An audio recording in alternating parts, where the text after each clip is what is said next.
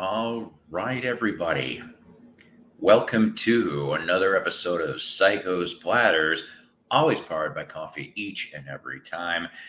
This one's Sunday Night Festivus, festival for the rest of us. I'm just being a little obnoxious, but that is quite all right. It is the evening here of December 11th.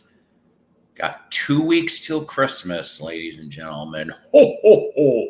The VC Santa says 2 weeks till Christmas. But that's all right, though. Okay. I don't know. I mean, I personally don't deal with Christmas very much anymore.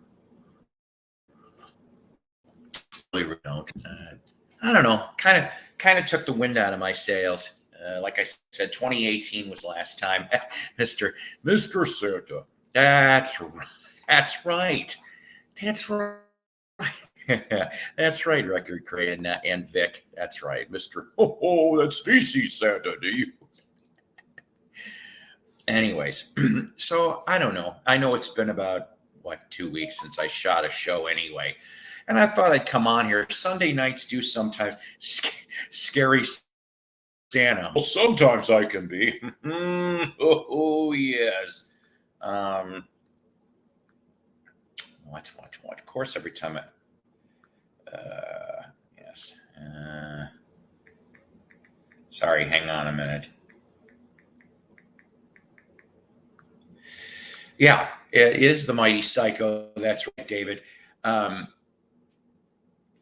In fact, while I'm at it, excuse me a second. There'll be people coming over after auctions to cry. You know, guys, okay, I don't get the whole auction bit anyway. Okay. I mean, if you've got money to burn, nice to see you too. If you got money to burn, I just don't. Okay. I'm a poor man. I really, really am. What are we talking about here? Oh, geez. Oh, my friend went off and just told me she's been reported on Twitter. I'm not even going to get into that. That's my bestie. She never know with Twitter. You know what I'm saying? Just don't damn know about Twitter. But I got new subscribers, ladies and gentlemen, to the 7 people that are currently here watching, and I thank you. Of course, adding on to the potential crying auctioneers that didn't win anything coming soon. So new subs here. Ken Witz, Christopher Hill Piper. I hope I'm pronouncing that right. David H. That's right, David, you. Dr. Spin, Garage Geek, and I know there's more, ladies and gentlemen, but like the stupid YouTube algorithm only shows the people that have channels or some crap. So, but that's my new subscribers, and I want to thank everybody for coming on here into that's right, you, and that's also hit that like button, friends. Ain't that the truth? And I don't beg for subscribers. I don't. I want the people that are welcome and feel comfortable here to be here. That's all there is to it. There is no pressure here. There is no pressure. There is no drama. At least I try not to have any drama here at Psycho's Platters. Maybe that's why I'm such a boring channel. I don't know. So, saying that, being that it's Sunday, I don't know how, if you watch football, Bears suck this season. That's my team. The Bears suck. And so I didn't get to see if we even played today or not because it's pointless. It really is. Have you heard the story about taking rubbish to the dump and coming home with more than you took? You know, that's funny, Victor, that you say that because I've never gone to the town dump. Never have, but I have done what I call dumpster diving, which I have found some records, some good records, old school records from dumpster diving. Listening to a couple Beatle records today. What fun. Like what was one? Tell me one of them. Packers suck too. Yeah. Hate the Packers. that was instilled in me when I was a little child. I started watching football back in 74. Okay, so Chicago Bear football, 1974. What happened in 1974 in Bears history? So the last year of Gale Sayers and Dick Butkus. That was the last year for both of them. I did not meet Gale Sayers, but I do have his autograph on a mini helmet, courtesy of the assistance of my former stepson.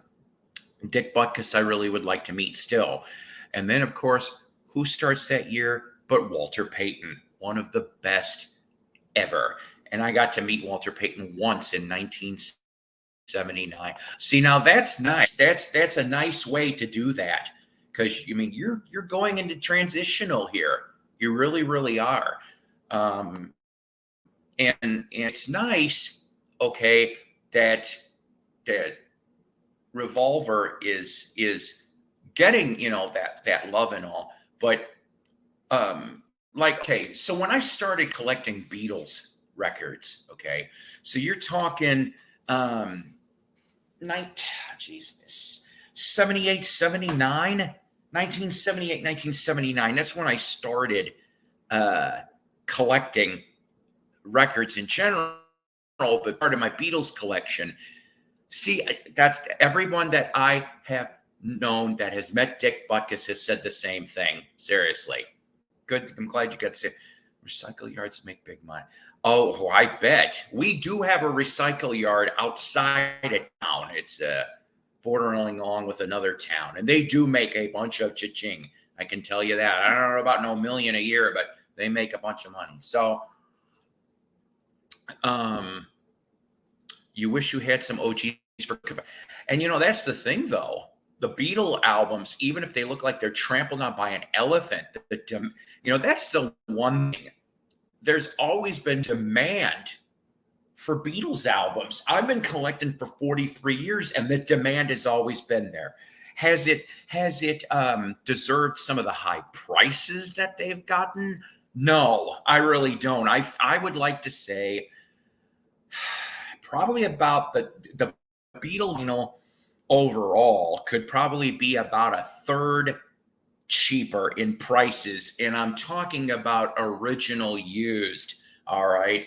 We're not even going to talk about new vinyl, new reissues here, because, there's many combinations as to why the costs are what they are. Other channels have brought that up. I still think it's ridiculously expensive, but I digress. But the original stuff, and yes, okay, fine. We know that the original albums, no matter what it is, Beatles, any other band, okay, they only made X amount back in the day, but the Beatles sold millions, okay? They sold millions of copies, or at least hundreds of thousands of copies of things, okay? And I will admit that, being that Love Me Do, back in October, 60 years of Beatlemania, UK and US, all right, and then the world. But, I guess there's more fans, but, then the older fans die off. So you see what I'm saying? There's always going to be this demand. And yeah, I mean, right there, ridiculous. Nobody should have to pay. Nobody should have to charge, and nobody should have to pay $30 plus for a scratched up Beatles record. Okay. The handful I've sold, I never sold them like that. I warned my people, and I said, hell, I gave away a scratched up Beatle record or two. No, the covers weren't with them, but I gave them to new collectors. I'm like, look, here, have this. You need to experience this. See, exactly. That's exactly right. And that's a great three to have. That's a great three to have.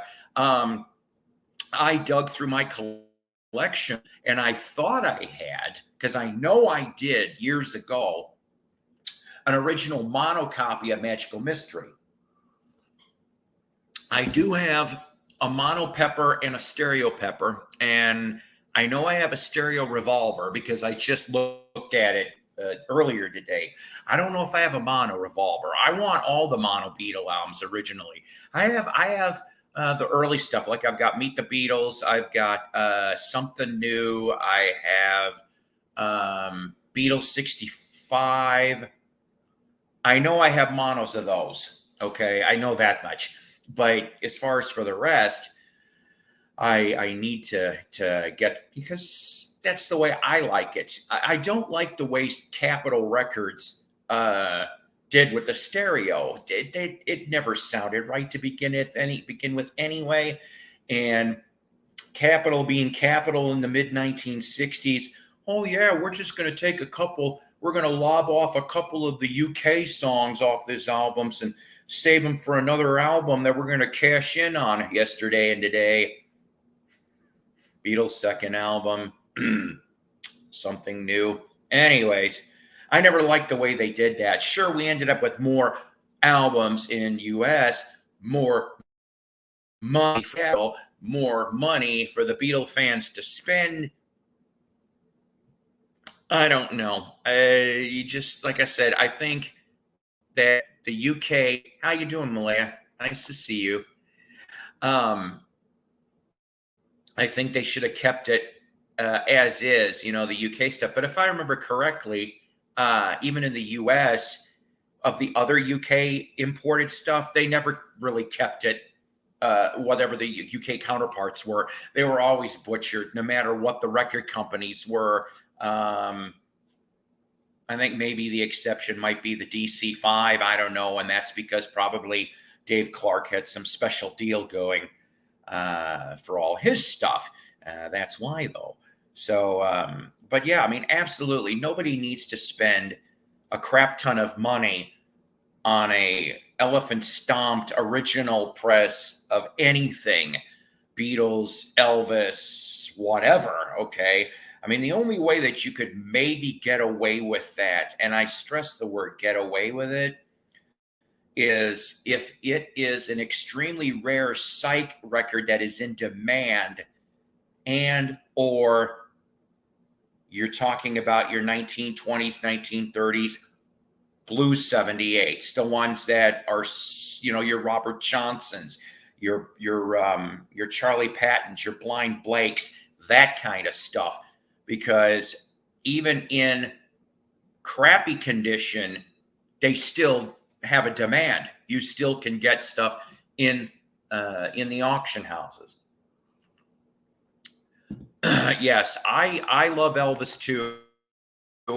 I actually became an Elvis fan before I became a Beatles fan. Now, being a Beatles fan, in my opinion, was the music gateway. It took me into many, many lands, not just the British invasion, but like a lot of things, loving the Beatles. So my musical education expounded crazy at like 13, 14, 15, 16. I'm like, it was like went kablooey. I still kept up with the, because I was early 80s at that time, early 90s. So I still kept up with the current stuff and liked some of the current stuff, but I was digging way back into the 50s on things. My mom always used to go off and say, listen to some of my music. I said, that's because some of your music was good, Ma. But my mom didn't listen to that music. She didn't like it. So I ended up, whatever. So I personally think that Elvis, I'm going to always say this, and yes, Elvis hits, since 54 on Sun anyway, even if they were small. So from 54 to 77, he had that recorded output, okay? But his strongest period was 54 to 58 until he went into the Army. Because in my opinion, they kind of neutered him. Once they put him in the Army, they went, that's the end of that. And truthfully, if Elvis didn't go into the Army at that time frame, I think he would have been a extra juggernaut into the early 60s. Things would have been in a little bit in change. But I think there was some forces behind the scenes at work, and that was the reason why we see Elvis taking a diminish. Now, I'm not saying less popular. I'm just saying diminished at that time in the music scene as a whole. Now, like I said, after 58, sure, there's other stuff. There was some cool 60s material, and some in late 60s, especially the Memphis the Stack stuff that he did recorded, the Jungle Room, the early 70s stuff. I mean, the thing is he didn't want to record anymore after 76. He was done. He didn't want to deal with it. So I think we're lucky with what we got, per se. I brought this up in another broadcast that, after 1974, it was getting really, really hard to get Elvis into a studio. And there was many, many reasons as to why. But RCA was already going back into their vaults. And we're not counting Potluck here, that album from, I think, 1964, 65. I think Potluck came out. Maybe I'm wrong on that. But RCA was going back into their vaults in 74 for the Elvis Legendary Performer Volume 1. And then in 1976 was Volume 2, okay? So they must have known there was going to be a problem, or there was a problem trying to deal with the King. They could keep recording live shows all day long and probably still sell, a basic amount. But I mean, let's face it, artists need to record new material every so often. And, at least back then, if you buy a rare record and they don't know, do you tell them? No, I don't. And that's the thing. I told my kids, well, see, but that's okay though. I mean, everyone has their likes and dislikes, and everyone has their point of discovery. The Stones, speaking up, me about 30 minutes ago. So the Stones, I would say probably, I mean, I knew of the Stones in the 70s, okay? I mean, I remember hearing Angie and It's Only Rock and Roll brand new on the radio. So that would make me at 6 or 7 years old. I remember hearing that, but I really didn't know their 60s output probably till the late 70s. I think the first Stones album I bought brand new was, oh boy, I want to say Some Girls. If it wasn't Some Girls, it was Emotional Rescue, which I'm like, Emotional Rescue was not that great of an album. I was so glad when Tattoo You came out. I'm like, yes, I enjoy that album immensely, Tattoo You. Hey, look, Tyler's in the, hey, hello to the 13 people I happen to have here. Welcome to Saturday Night Festivus, the festival for the rest of us. There will be Rare Monkeys records that maybe only you know, and maybe so. There is a couple in my little want list in my head. If I ever come across them, I will be incredibly happy. And most of those, though, are comps, though. So why that there still works so much? I worked at a hotel that had the Elvis room where he stayed in this. See, that's pretty cool. That's pretty cool. I happen to have, but I've got it hung up right now, and I'm not going to bring it down currently. But I happen to have an original menu from one of the 1970, based on the back cover showed some things that gave me a hint that there was a 1970 menu. So you went to go see Elvis at the International, and you'd go to sit down and have your meal, and there was this menu that had Elvis. And that's what, so in other words, you had to be at that concert to get this, to get the menu. They weren't dated. It just was for the season. So I have one of those menus. I found it for $1 at Goodwill.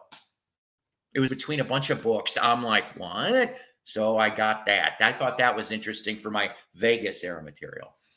But let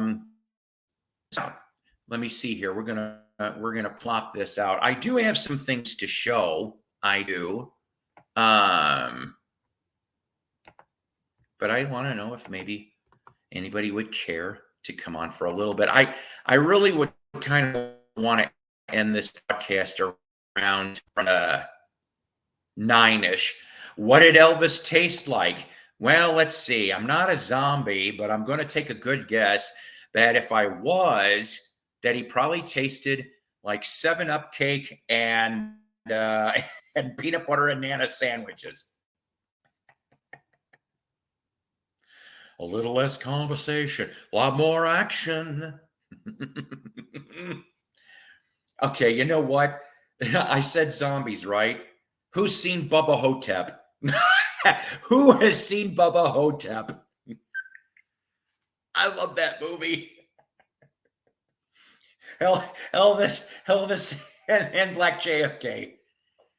I'm like, I don't know who wrote the script on that, but I'm like, I love it. I just love the whole fucking thing. Bruce Campbell, what a card. A little less now. Like you. Thank you very much. Let's go kick some zombie ass. Anywho, I don't have any Elvis to show. Not any new stuff anyway. Uh I I came across only one Sun record of his in all my years of collecting, and that would have been in 2002. I came across a copy, one Sun 78, and it was his last release, the more plentiful release on that. Let's see. What do I want to talk about? Well, I got some finds. I want to talk about who I met. I met somebody not this Saturday, but a week before. That's what I heard. I actually did read an interesting article about that, Walrus. So, I don't know. Let me see if I can pull a picture up. Who did Paul meet? Who did Mighty Psycho meet? Last Saturday, so a week from Saturday, okay? At a comedy club in Lowell, Arkansas. Yes, I like this comedy club. I do.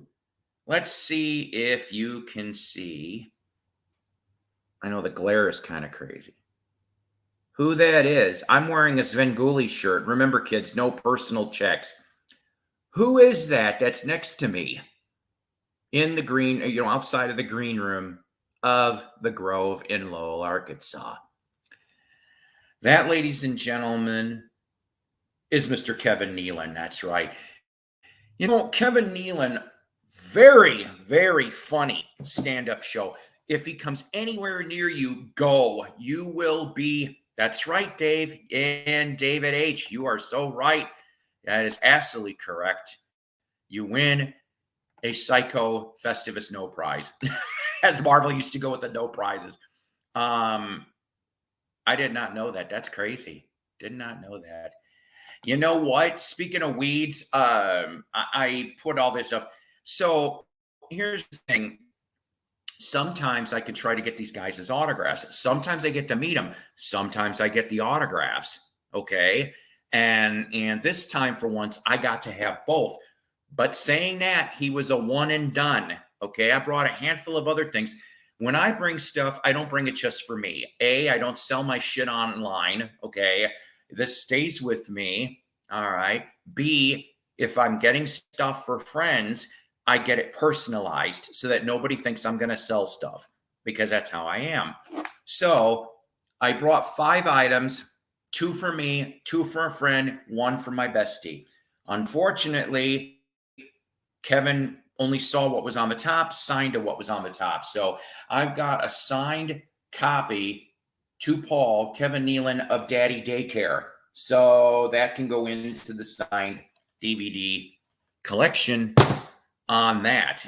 The next one coming up for me, not till May. Well, for the moment, I should say the next show I'm going to there is in May, and it will be with a 90s comic. Yes. Actually got started on the edge of like around 89, 90. But who am I talking about?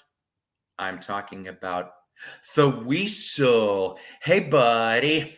Mr. Pauly Shore. Yes, he will be here, and hopefully I'll get to meet him or just get autographs. July 2020, purchased in a state of 110 Elvis records. I have 1 left. I can't keep Elvis in the shop, and I price them very low. The one I have is a factory sealed Blu-ray. Oh, the Moody Blue factory seal 7. That's cool. You know what, Dave? Pop on up. I'll plop the link again. That'd be perfectly fine. I got Wooden Minds and Company, and I've got other things to show here too. Cannot remember if I showed this item, which happens to be about a comic that just passed away. So I went off, and there was this new. That's all right. He says he's going to try for a few, but he's not a big conversationalist. A little less conversation, a lot more action. But so I went to an antique mall here in town, and there was a new dealer. Oh, and David, so far so working. Let's hope it does. Which, by the way, there will be a fund for the and everything else coming soon. you were freezing again. That's because I'm crazy. I was born crazy. I'm crazy. How you doing, Paul? I'm good. Okay. Good. So, did you have a good Sunday? It was okay. Did you watch some football? I'm not a fan of football. No. So you're not ready for some football? You're not. That's okay. I was running around doing errands for the family. I was doing errands for the family for a couple hours. Cool. So the thing, yeah. So the thing is, so $5 found this. $5 found this antique mall. Couldn't believe I found this. Didn't even know that Gallagher put out albums in the late 70s. All right, Mr. Watermelon Smasher himself. Look how friggity diggity. I'm just like, really? So, punchline. I know you maybe can't tell because of the glare. It's autographed. Now, my name's not Bucky, but for $5, I will gladly buy this signed Gallagher. I did not know he made any comedy albums. Yeah, this one was on United Artists cool. Records, and for anybody that had that, it's this design. So late 70s. Oh, geez, that's funny. So he's got it written side one, WON, and then the other one says side two, TOO.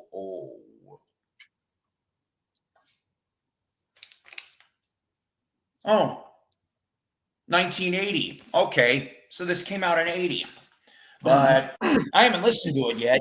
But like I said, it's comedy albums are one of those things that in the and I bet you maybe some of you VCers here can agree with me on comedy albums if you've come across them. They're just, the concept maybe for in the 50s, 60s, 70s, early 80s was neat, but it's one of those things that you play it once all the way through, you get your friends. Hey, like I think the last comedy I ever was Sam Kinison. So that tells you how long here. But I'm like, hey, let's for example, we say, let's listen to this Sam Kinison. And he's going, and so you listen through the whole damn album. And you're laughing your ass off. You're maybe having a couple beers or you're whatever. And you're like, when do you think you're going to listen to it the next time? It's not like you're listening to the Beatles or Black Sabbath and go, let's hear this again. No, it's going to be a couple months minimum before I'm listening. So comedy really don't. That's true, yeah. Don't really, but for $5, do it. But like to do your research and know it's now something. It's not the colored ones that can go for a large price. I've never come across a black vinyl Moody Blue, and know what it looks like.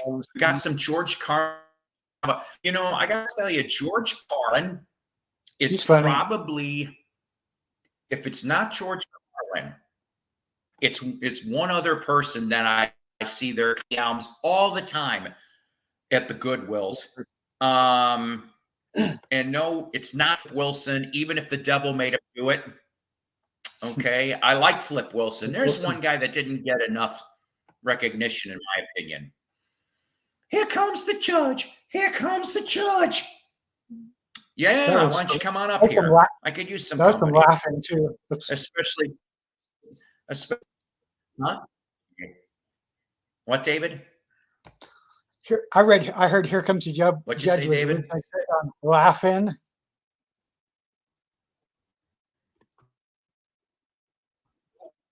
Can you hear me? Especially some.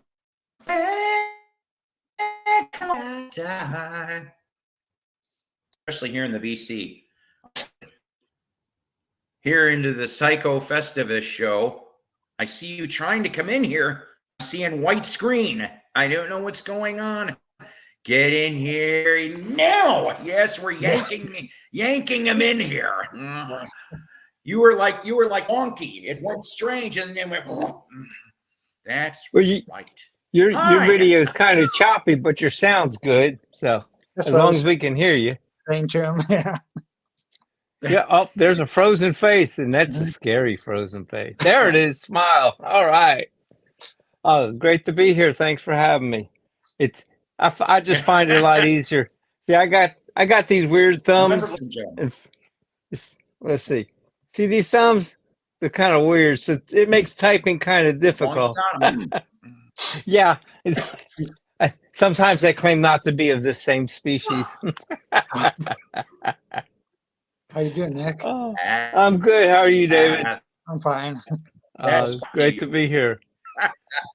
Yeah, I was a late bloomer when it came to the Beatles and Stones. I was into other, just not so exposed to them as an individual. Just listened to everything, and I'm horrible with names, so I never knew who I was listening to unless I heard them over and over. But I'm having a great new appreciation for the Beatles, and just incredible. The more I listen to them, the more talented you realize they are.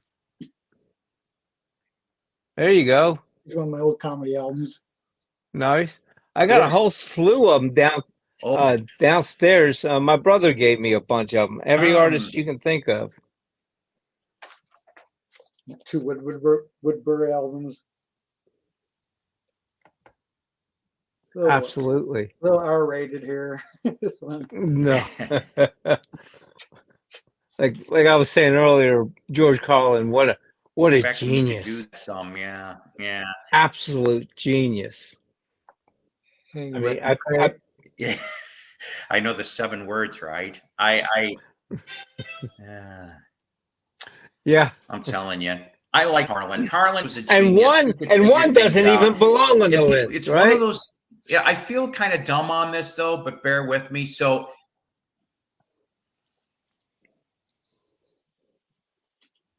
yeah, update to it. But the thing is that I didn't know about his TV work that he did before he changed into what he would be known as. And I tripped on some TV appearances where he did the Indian Sergeant routine and the Columbus, and I'm going, God, and I thought they were funny. I really did, ever in the way that he wrote even then, and I'm going to go from that to where he ended up. Richard Pryor was sort of the same way. Pryor was doing a little, and then he was like, screw this, and then went the way he did. And I'm like, you got to take the chance. You got to take the chance. That's all there is to it. Cosby is always at the thrift store. Yes. The only way that you should ever play any Bill Cosby records is if there's roofies involved. It's a shame how that turned out, because he too was a genius as far as comedy was. I like Cosby. Damn it. Yeah. I mean, we Yeah. grew up with Cosby. Yep. If it wasn't I Spy, it was Fat Albert. Fat Albert, I yeah. love And old Weird Harold. him from Fat Albert. Yep. You know, You see. Oh boy. Oh, my internet's going. You see. Can I interrupt for a second? Ha ha ha.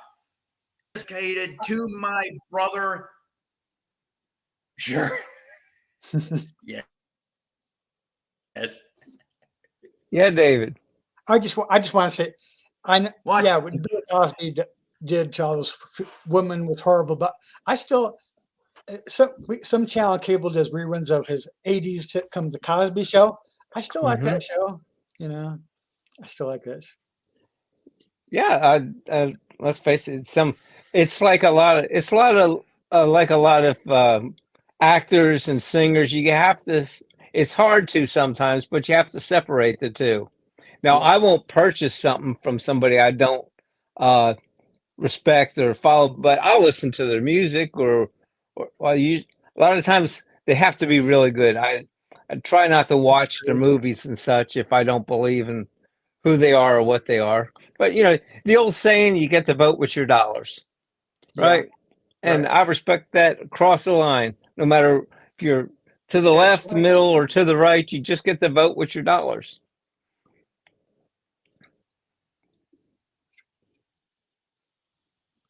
I was reading. Absolutely Oh. right. Oh, okay. So, Right. okay, I'm just curious with everybody here involved on my panel here. So, I just turned 55 in September. Oh, what a youngin'. Yeah. David, are you around my age? I'm 53. Oh, you're both youngins. What a youngin'. Okay. When did you get started? You froze. So, yeah. So it seems like, see, that's the thing. I don't see enough I don't see enough, maybe 50 handful. And maybe there's some channels I haven't seen yet.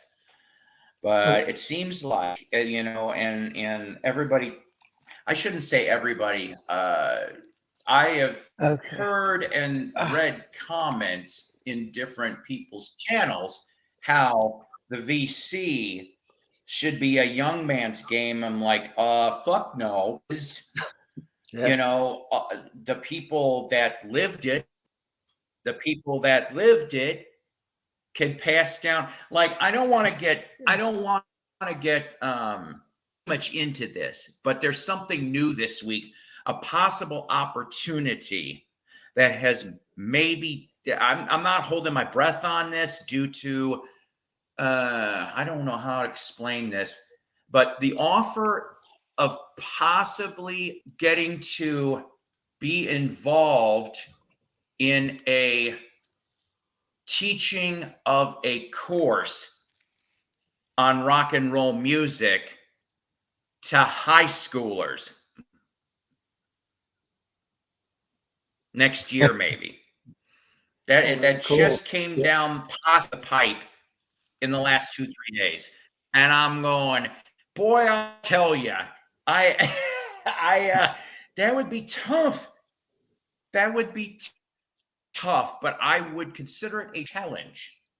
Now, I'm not a person in on this. There's something else, but I'm just like, nobody hinted to us when we were kids, at least not that I know of. Now, the guy who ran the record store in my town when I was 13, so you're talking 1980, 70, 80, he would steer me towards things. He'd go, here, try a listen here, try a listen there.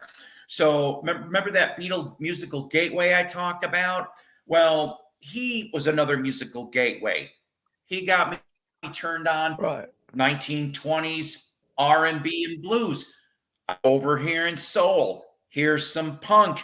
Here's, you know, so because of him and a few others, people need to be educated. There's a lot of stuff. Music is forever, and so much that these kids maybe don't know about. And because let's face it, you know what's going to happen here in the next generation. The chess made once, but like here's the newest electronic bleeps and boops. There was one that we're heading towards. That auto-tune mess started this junk, and then I'm just like, it's hard for me to listen to today's. It's incredibly hard. I'm one song out of maybe 50 that's out there that I'm like, this sounds good. The rest of it to me is garbage. Yeah, some of it. Garbage. Sorry. Yeah. Yeah, I think trying to teach high schoolers, they're either going to listen to it or not. It's like teaching them history. I mean, they're either going to have an ear for good music or they're just going to turn it off and not hear a word you say. It's like you just can't force it on anybody. Now I'll see kids perusing when I do get a chance to go shop for some LPs, and they'll be looking at it, and I'll interject. Well, that's a good one, and that's a good one. If you want to listen to some real rock and roll, and they'll be pulling stuff off that, frankly, I don't know who they're listening to. Yeah, I guess that's part of being old. Like I said, I'm older than the two of you, which my perspective of music, you say rock. Well, rock's roots go so far back into the blues. I mean, you'd have to give a whole course to find the originals of where it came from and where it's going, where has it gone, almost. I'm either blind to it or I don't get to hear is there new rock and roll as it is defined by our generation. I don't know if there is, but I'm still discovering different genres. Yeah, way back in the 1920s, there was Bessie Smith. I'm taking a guess that your name is Nick, based on so. Yes, and you have one terrible connection because you keep more of a sliding scale kind of thing as they've gone. Let me read, and then I'm going to put something out here. So Paulina says that the biggest misconception of youth, they do know about and are eager to learn the history. When I went to college, history of rock and roll course I took was a full class. And Paul, that's funny that you bring that up because when I went to Columbia and down, one of my electives was exist. This lady was so Chicago area. She was a DJ on WXRT. Cool. For decades. Hey, Psycho. Chicago's Breakfast with the Beatles. Yes, sir. Yeah, I think you need to restart the stream. We're only catching it. At least I'm only catching every fourth word, and you keep freezing up. And I'm trying to follow the conversation, but I can't fill in the words. So that's just what I'm hearing. Are you hearing the same, Dave? With Paul, yes. Mm-hmm. Yeah, and well, he's our host, so can't hear you. I can hear you good, Nick. Right, me and you have a good connection, but Paul, you're froze on us. We might shut them soon. Restart the stream, and we'll rejoin. I think everyone here will come back. Plus, it'll show up as a new stream, which more people might come on. And yeah, you're frozen solid. All right. Well, you know what? Give me about 10, 15 minutes. Yeah. This thing here. Show us that. Okay. I'll make it big. You cannot go wrong. You cannot walk away from this recording You cannot walk away from this recording once you start it. It's incredible. I bet. Yeah. It was recommended, and it was a little pricey, but I'll tell you what, it's worth every penny. It's incredible. Cool. Elvis Cool. 24 karat. See, there you go. Cool. That is outstanding. Can't walk away. The recording is superb. 24.